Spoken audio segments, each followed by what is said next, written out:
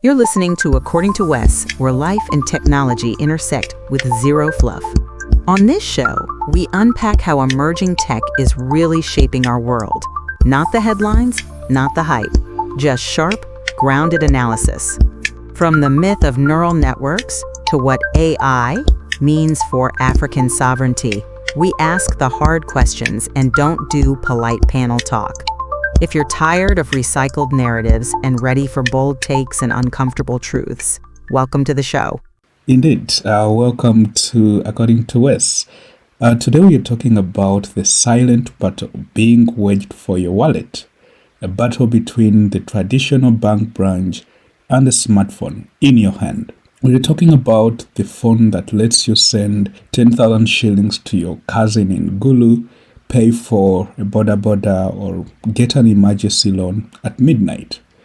But we're also talking about the banking apps that now offer instant loans and track your every swipe. Behind all of this is a hidden engine, artificial intelligence. Whether you see it or not, AI is already making decisions that affect your financial life.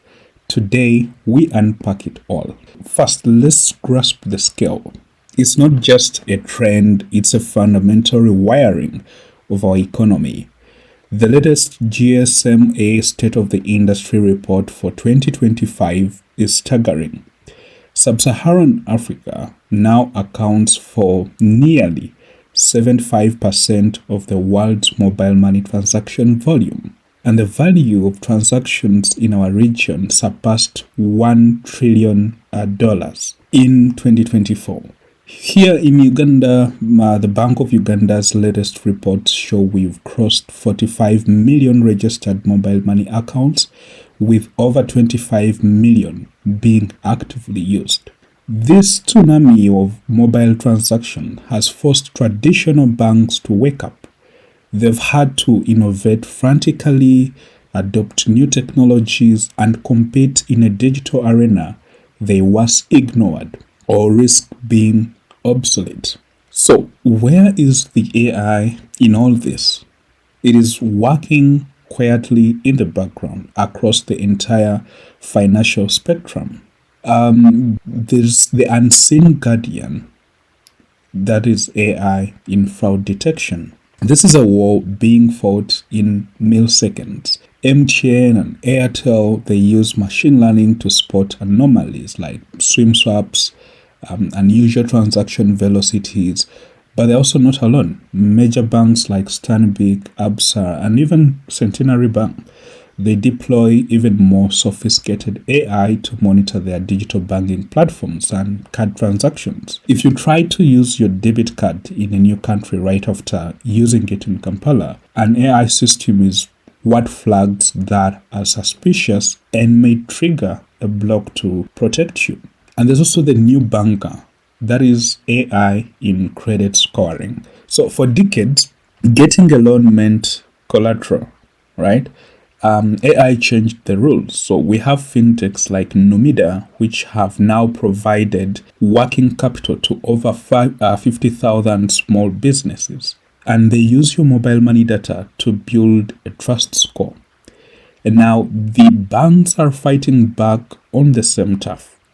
They are using their own vast troves of customer data to offer instant digital loans. If you're a Stanbic Bank customer, for example, you may get a pre-approved loan offer on your app based on the AI's analysis of your salary deposits and spending habits. No paperwork, no loan officer. There's also the instant helper that we now have AI-powered customer service. The days of waiting on hold are numbered. AI-powered chatbots are now a standard feature. You see it in fintechs like Numida, whose bot can assist with loan applications in both English and Luganda. But you also see it with the legacy institutions. Think of Stanbic's AI assistant, Stacy, or the chatbots deployed by Absa on WhatsApp to handle customer queries 24/7. They are also using the same AI playbook to cut costs and improve response times. But there's a risk that we don't talk about enough. because this speed and convenience comes with serious, often invisible risks. There is algorithmic bias and digital redlining. AI models learn from data, and data reflects the biases of our society. A report from a financial inclusion think tank, like FSD Africa, they highlight this danger. An algorithm, whether used by a bank or a fintech, might learn that applicants from a specific region have historically had a slight higher default rate. It could then systematically give all future applicants from that area a lower credit score. This is digital redlining. The risk is not unique to startups. It's a danger for any financial institution, from a microlender to a tier 1 commercial bank that deploys any automated loan system. But there's also the opaque decisions and the lack of consent. When did your bank or mobile money provider last ask for your explicit consent to use your personal financial data to train an AI model? The answer is likely never. If a digital loan is rejected, you are almost never told the specific reason why. You don't know if it was because you paid a bill late, because of where you live, or simply because of an error in the data. There's no clear process to appeal a machine's decision. And there's also data privacy in a weak enforcement environment like Uganda. So every financial app on your phone is a digital goldmine. While Uganda has the Data Protection and Privacy Act of 2019, the National Personal Data Protection Office is still under-resourced.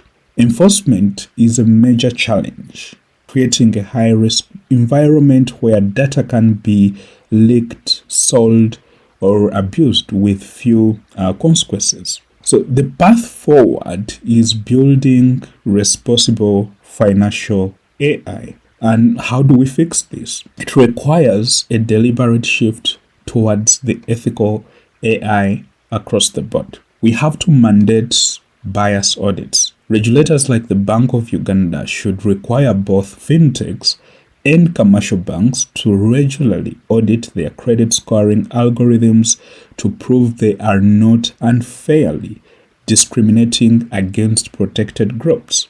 We also need to demand for explainable AI.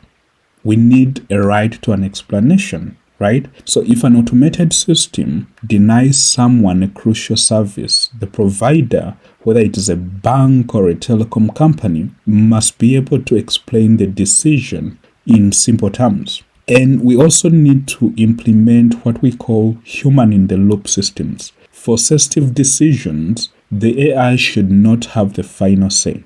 It should make a recommendation to a trained human operator who provides a critical layer of oversight and common sense judgment. There is a big picture also. Who owns the financial AI stack? We have to ask a sovereign question here. Who is building and owning this technology? The cloud infrastructure is from Amazon with AWS, Microsoft Azure, or Google Cloud. And this isn't new. Banks have long relied on global vendors like Temenos, Oracle, and Finastra for their core banking systems. And AI just adds another, more intelligent and more powerful layer of dependency.